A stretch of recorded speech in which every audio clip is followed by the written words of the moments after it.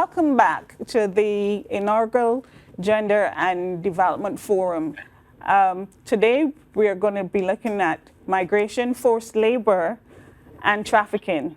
And we have two excellent presenters who will be presenting now in 5 minutes. And the first presenter will be Dr. Geraldine Adiku. So the topic is migration and trade, gender, trafficking, and forced labor. The question that drives this presentation is, what is the relationship between migration and trade? So I will focus on the first part of the topic to provide a bit of context and also to broaden the conversation. I will discuss the role of gender to provide some perspective for the conversation. Now, migration is not gender neutral. Nearly half of the 281 million global migrants are women. Historically, a large number of women have migrated as wives, sisters, and other family dependents of male migrants in the global north. I highlight global south to global north migration because the concept paper that was shared focused on global north and global south relations. But you won't know that women are part of migration by looking at the current discourse. There are increasing calls for the feminization of migration, but more can be done than just add women in the mix and stir. The analysis needs to be stronger. It shouldn't be just about the numbers, right? So gender influences who migrates and why, how decisions are made throughout the migration experience. There should be comprehensive analysis at different spatial and analytical levels, taking into account the diversity of women and men and their gender identities and roles. One of the connections between migration and trade is the expansion of trade regimes to include trade in services. This has led to the export of services from many countries in the global south to the global north. One of the sectors in which trade in services is important is care work. It should be noted that globalization and changing lifestyle in the global north has brought about increased demand for service workers. These workers, who are primarily women, move from the global south to the global north and are usually de-skilled because though they may have various educational qualifications, they rarely use or improve or maintain their skill sets. These women usually work in the care sector as domestic workers, as carers, as cleaners, and caterers, with some being trafficked and coerced into forced labor. Women and girls' experience of trafficking is different from that of men and boys. Domestic work and hospitality are the sectors of work most female victims of labor exploitation are trafficked into, whereas agriculture and particularly construction are sectors which male victims of labor exploitation are trafficked into. There is a fairly equal proportion of male and female victims trafficked into manufacturing. Now, migrant experiences from the global south in the global north are shaped by intersectionality. The disadvantages of class, race, and gender tint their hard lives abroad, leaving them vulnerable. They form part of the minority group in many global north countries. If they become undocumented, or if they are undocumented, their experiences become worse. They are exploited by their employers, they are given no paid leave, they have insecure contracts, or the ability to work from home is taken away from them. They can't do that. And there's nothing they can do about it. They cannot report to the appropriate authorities unless they want to risk being arrested and subsequently deported.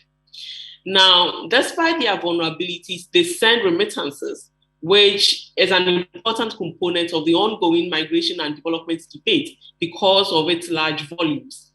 Remittances trump foreign direct investment and official development assistance.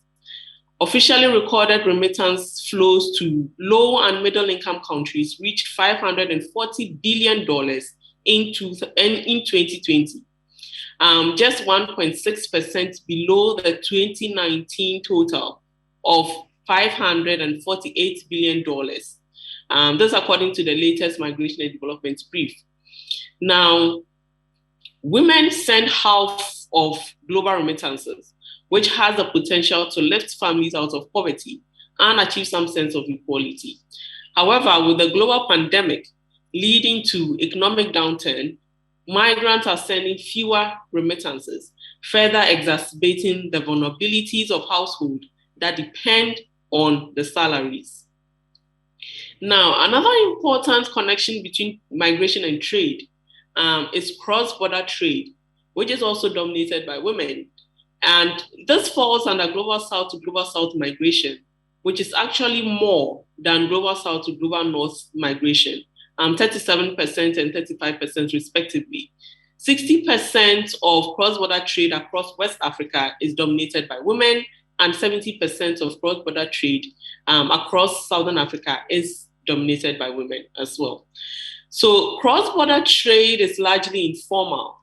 And one of the arguments that can be made for the dominance of women in the informal trade sector is their exclusion from other sectors of the economy as a result of long-established patterns of gender inequality. Majority of these women are poor with low levels of education, trading in low-value goods. Migration is an important aspect of cross-border trade, but it is rarely highlighted or discussed. It is essentially a form of short-term migration, varying from a couple of days or weeks or months, and they may cross several borders. Now, these women have to also manage care work or responsibilities while they are away, and this may not be always easy to arrange, right, because of increasingly changing world we find ourselves in. Since I'm giving 5 minutes to do this, and the conversation would happen after this short presentation, I'd like to conclude by saying that going by the title of the concept document that was shared, for equality and vulnerability to end and lead to prosperity for all, migrants need to be supported because of the challenges they face, right? And for them to be able to overcome this, particularly migrants from the global south.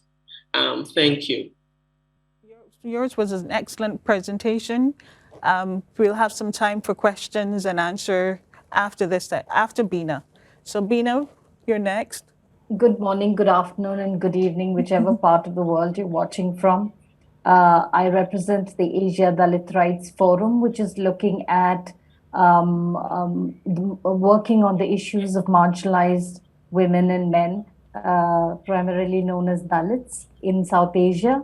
But under the UN term, it's known as communities discriminated on work and descent.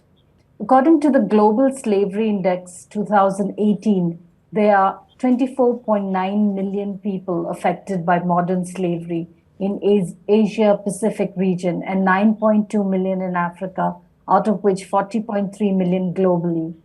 Communities discriminated based on work and descent are observed as the most vulnerable, stigmatized, and ostracized in social, economic, and political development processes.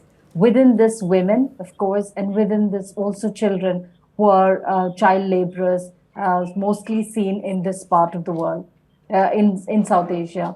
I will refer to the communities discriminated on work and descent as DWD communities.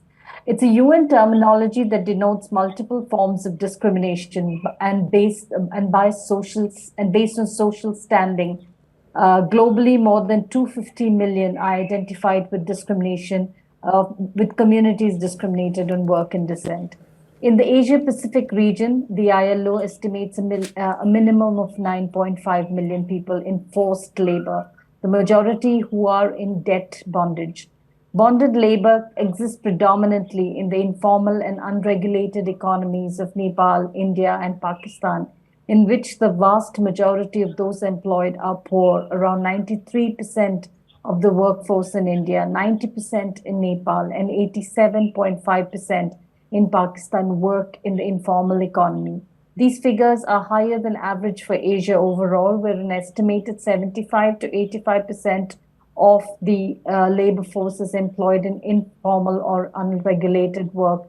Most of this is forced also as a result of their economic status.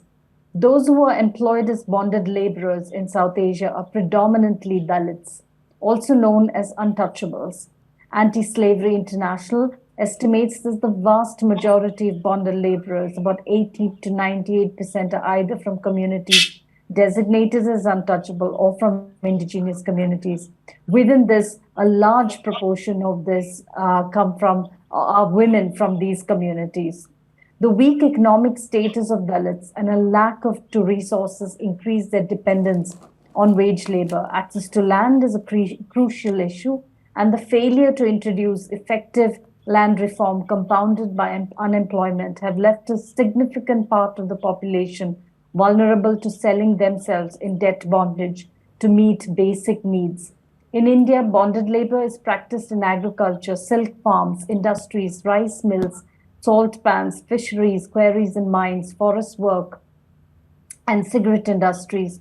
Workers involved in power and handlooms, artificial gem work, shrimps, weaving industries are all particularly vulnerable to bondage. In Pakistan, it is widespread in agriculture, brick kiln work, cottonseed production, tanning, mines, and carpet industries. In Nepal, it is found in agriculture, again in brick kilns, and domestic workers. This practice is also found in sweatshops all over these countries. Recently, we followed up a case of a young woman who was killed by her supervisor in one of the major suppliers to major fashion brands abroad. There's a scheme actually in some parts of India which is called the Sumangali scheme, which looks at garment workers and bringing young Dalit girls to bondage to 3 to 4 years so they're able to get money for their marriage. And the scheme is basically called the marriage scheme, where these girls are actually bonded to these sweatshops that they work mostly in the garment industry. The increasing number of victims of modern slavery suggests the need to effectively implement the UN Sustainable Development Goal Agenda 8.7 that is dedicated to eradicating forced labor, ending modern slavery, abolishing human trafficking, and securing the prohibition and elimination of the worst forms of child labor by 2025. Modern slavery poses a serious threat to people's fundamental human rights and pushes them into unbearable, vulnerable positions in which they have to compromise their right to a dignified life. The majority of modern slavery victims are women and girls because gender inequalities, social norms, and discrimination are the primary drivers of slavery for them. And it has created several challenges, particularly for communities coming from the DWD worldwide.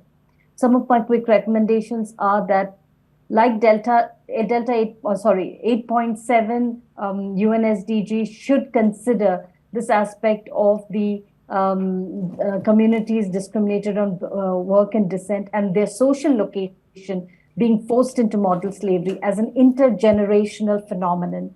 Take necessary steps to address the inherent vulnerabilities faced by these communities and accordingly develop necessary policies in order to ensure that this is not repeated in countries, especially in South Asia.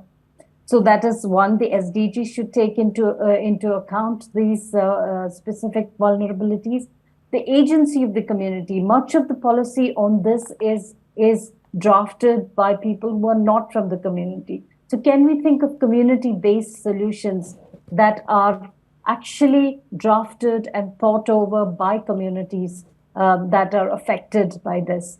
And there is a larger ecosystem and an environment that is pushing these communities into these forced labor, whether it be modern forms of slavery. There is also, much of the sanitation workers who are working on contractual labor. There are child labor, young girls and boys who are into child labor, and of course bonded labor. And then there is also schemes or the workforce where women go into garment industries and then almost become slaves to these owners who own these big companies and industries. So it's important for us to recognize this ecosystem that is pushing these women into these arenas. There is also one last thing I'd mention, that there is something called the temple prostitution or Devdasi system, where only Dalit women are selected to become temple prostitutes. It is a very age-old tradition that is continuing in India. So we need to ensure that this ecosystem that is supporting here, there is a caste system in the South Asian part of the world, South Asia of the world, where the system is what is perpetuating many of these traditional forms of both slavery and modern forms of slavery. So I hope that we recognize that, and we ensure that we have people from these communities who can then be part of bringing in solutions to ensure that we do not have another 20 or 100 years of this to continue. With that, I'd like to thank you. Now we're going to ask some questions. Well, we're just going to have a roundtable discussion, all three of us, and I'm going to ask you some questions. You can always ask your partner some questions, and we'll go from there. I have a very simple question in terms of the pandemic and the impact of the pandemic on the vulnerable and the poor. Yes, I think that, see, the pandemic has definitely affected a lot of people, both poor, middle income, or rich people. But where there is an issue is that it has only basically further exacerbated the inequalities that are existing in different countries. For example, in India, the worst affected are the bottom of the society, in this case, the most marginalized and vulnerable populations, who are the Dalits. The frontline workers also, who are the sanitation workers. Most of the sanitation workers come from the Dalit community. Most of the people who go down the drains, the manual scavenging, people engaged in manual scavenging, come from these communities. So when we're talking about the impact of COVID, many of them have lost their jobs. Many of them, their livelihood options. Many of them have issues with food security. They're not able to buy food because obviously they don't have a job, so they can't really buy food. Women have the brunt of the burden of the housework has doubled for the women, because many of the men who were migrants outside of their villages have now come back, and so they have a larger family to feed. There's so much more violence has increased because people don't care it's COVID, and the woman has to fight both domestic violence within the house as well as the larger societal society that she's part of. In this part of the world, normally it's caste that plays, so she's also like a slave to the dominant caste, and so the violence and atrocities haven't stopped. This continues despite the COVID. So COVID has only, I think, brought to fore more what we've been saying for years, that ultimately whatever happens, whether it's the floods, whether it's disasters, whether it's man-made or natural disasters, finally the impact is on the lowest or the poorest of poor. And some of this, and health, access to health is such a huge issue, because the government has not made it mandatory to have a social security net. So I think that is important, that everybody has to have some minimum social security, which is provided by the government, so they're able to tide over some of these disasters that hit them, where they have absolutely no savings to fall back on. Geraldine, would you like to respond to that or talk about the impact? Yeah, sure. So in terms of who's been affected more by the pandemic, I agree with Beena that it's mostly the poor and vulnerable in society. And on the African continent, the effect of the pandemic has not necessarily been in terms of health, because the numbers are quite low compared to other parts of the world. But the effect of the pandemic can be seen more in terms of the economic lives of people, and that has exacerbated inequality within the society. So, for example, when the pandemic started in Ghana, we were under lockdown for only 3 weeks, And that's partly because the government was unable to sort of fend for the vulnerable in society. So it sort of had no option than to allow people to continue to earn their source of livelihoods. So, and of course, that has its rippling effect. And now the numbers are sort of increasing in Ghana. So we have to, so inequalities that exist before, right, before the pandemic hit, have been exacerbated because of this global pandemic. And it is a shame that attempts to sort of help the vulnerable was sort of hijacked by the elite. And so there was a program that was implemented in Ghana to sort of care for the vulnerable, right? But as usual, a lot of the money was looted by the elites, and the poor people continue to suffer. And even in terms of vaccination, as we've seen, the politics or the geopolitics of vaccination means that countries in the global south have not been able to vaccinate their people like those in the global south. And when the vaccines come, it is not the poor and vulnerable that are targeted, right? It is those in the elite in societies that are targeted. So it's just exacerbated in the existing inequalities. Mm-hmm. And a lot has to be done to sort of bridge this gap. Okay, thank you. Both of you are saying the same thing in terms of what is happening in India, what's happening on the African continent. I also want to ask, what role do you think this forum can play in terms of mitigating the exploitation of the most vulnerable in society? What do you see the role of this forum? Yeah, I think that definitely, UN agencies have a huge role to play.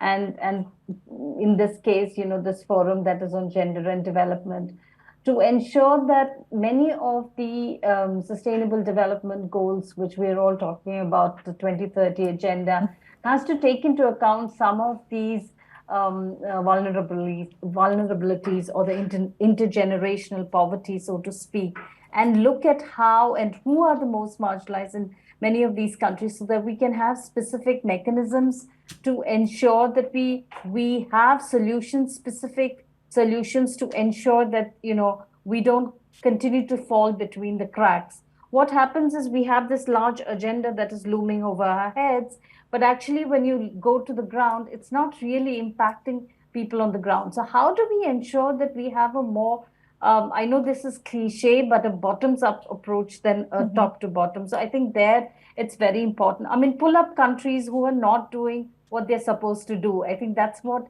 we want from the UN, or that's what we want from forums like this, where we think that there is, I mean, we just have to, we don't even have to have any more research to tell us which are the countries that are faulting on some of these things, If we look at forced labor, if we look at, trafficking, if we look at, many of these domestic workers, migrant workers who are, we don't need, we have a lot of data already, but how do we ensure that we take this data and then formulate policies so that we can, bridge these gaps that we're talking about right now. Okay. For me, it has to do with implementation of various treaties and agreements that have been signed, right, by all these various countries, particularly on the African continent. A lot of these countries sign up to various things, and they are part of this Gender and Development Forum as well. So, like Beena said, it's not just about all these policies, right, but the implementation of it, right? That's also very, very important. We have a lot of these things gathering dust in various offices, right, of so-called development experts, etc. But rarely is there an effort put into implementation to ensure that the most vulnerable in society have some form of alleviation. So for me, it's very simple. There has to be some form of implementation. A lot of emphasis has to be put on implementation of various treaties and forums, various treaties and agreements, right, that have been signed by these countries. And many of them are attending this Gender and Development Forum, I'd say. Both of you are saying the same thing about the fact that there needs to be some sort of implementation when these agreements come to the fore. And I just want to pin you down on that a little more in terms of give me an example of an implementation that could happen realistically, can happen in, say, like 5 years. Or it could be shorter. I mean, I think that's ambitious, considering that we've had so many years of MDGs, but lot has not happened, during MDGs. So I don't know, maybe I'm being too pessimistic, but finally it comes down to the countries, right? It comes down to actually the countries implementing. So how much ever the UN is going to say, or have sanctions, or whatever, but we I don't believe in sanctions personally, but whatever action that is taken against countries, ultimately the countries will have to do what they have to do in country. So I think that it's important that the country themselves understand, like for example in India, caste based discrimination is a huge problem. The country has to understand that that's a problem, and we need to find solutions. There are n number of policies that are there in country, but none of them are implemented, like what Geraldine is saying. So I don't know whether, I think 5 years is a very short time. 2030 is what, 6 years maybe. I don't know if in 6 years we'll be able to achieve all that we're saying, unless some countries fudge data, but I don't think that we can really. But it is up to the country. So how do we ensure that we have some constructive mechanism? I also, top of my head, can't say that, but I'm sure that there is a way to ensure that we're signatory to, like what Geraldine has said, that we are signatory to so many of these conventions, so many of these, so they must be aware where, countries are pulled up and said, hey, hello, this is a huge problem. Last 10 years we have seen it. We just need data. There isn't even, not even my organizational data. There is state data to prove, that so much of people are in bonded labor, that so many people are engaged in manual scavenging, that so many people are, migrants who have lost their jobs during COVID. So, these are state data that is available. So why not the state have those mechanisms to ensure that? So I think ultimately it does come down to what each country or state takes the responsibility and the accountability to do that. It is definitely the responsibility of the countries to do.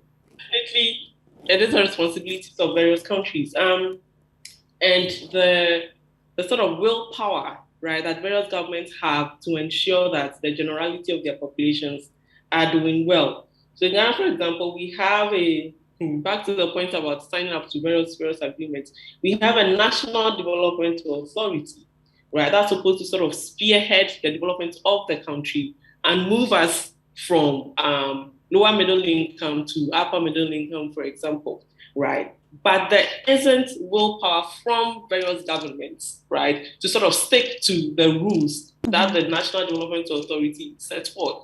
So it's very difficult to sort of pinpoint one agenda that various countries, or particularly in Ghana, for example, that the government can be held to account for. But it boils down to willpower and share willpower from them to be able to do this, I'd say. Okay, thank you. I'm just going to follow on from this because this is very interesting in terms of that's what is missing, the implementation, how the questions around how we're going to implement and in what ways, which groups are we going to focus on and so on. I want to just ask you, basically, just a comment. We have researchers, we have academics, we have practitioners at this conference, at this forum. And again, how do we all get together to make something that is feasible and practical? Because we don't want these reports to be in a drawer somewhere. How do we make sure that that doesn't happen? Because we have very talented people, very educated people, practitioners and so on at this forum. And this is an opportunity to actually do something, come together and do something. Yeah, I would say before the global pandemic hit, the understanding was that you would have to travel, right, to attend various conferences and meetings, etc. But the global pandemic has made it possible for us to be able to have meetings virtually.